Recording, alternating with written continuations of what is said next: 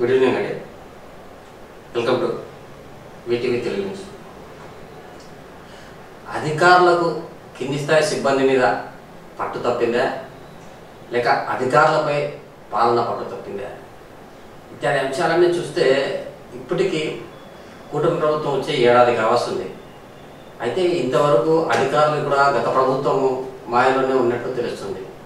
ఇది నిదర్శనంగా గుంటూరులోని బ్రాడీపేట సచివాలయంలో సదరణ సర్టిఫికేట్లు పంపిణీ చేసే క్రమంలో ఆ సచివాలయ సిబ్బంది ఏకంగా జగన్ ఫోటోను ముద్రించి సదరు లబ్ధిదారులకు సర్టిఫికేట్లు అందజేశారు. దీనికి సంబంధించి పలు వార్తా కథనాలు వెలువడి కావడంతో అధికారులు కూడా చర్యలు తీసుకునేందుకు ఉపక్రమించారు. ఆ విషయాలు ఏంటో మనం తెలుసుకునే ప్రయత్నం చేద్దాం.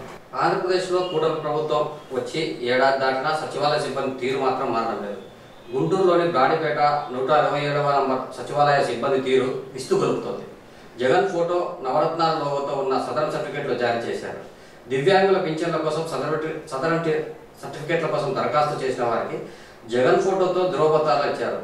దీనిపై పలు వార్తా ఛానల్లో కథనాలు ప్రసారం కావడంతో సచివాలయ సిబ్బందిపై జీఎంసీ కమిషనర్ ఆగ్రహం వ్యక్తం చేశారు. జగన్ ఫోటోతో కూడిన సదరణ సర్టిఫికేట్ సిబ్బంది వెనక్కి తీసుకున్నారు.